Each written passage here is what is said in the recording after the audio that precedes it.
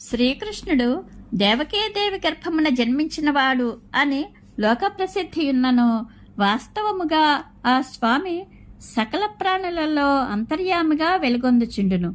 యదువంశీయులందరూ ఆ ప్రభువునకు పార్షదులై సేవలు చేయుచుందురు. ఆ పురుషోత్తముడు తన బాహుబలముతో అధర్మమును రూపుమాపుచుండును.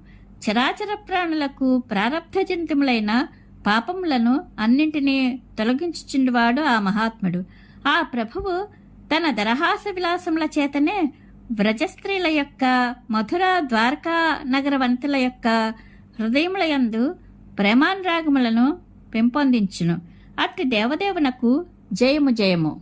రాజా, ఆ శ్రీహరి ప్రకృతికి అతీతుడు.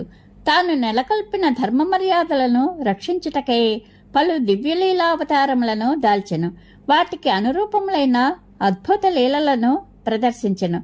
ఆ ప్రభువు యొక్క లీలా విలాసములను స్మరించిన వారి యొక్క సమస్త కర్మబంధములను మటుమాయమగును.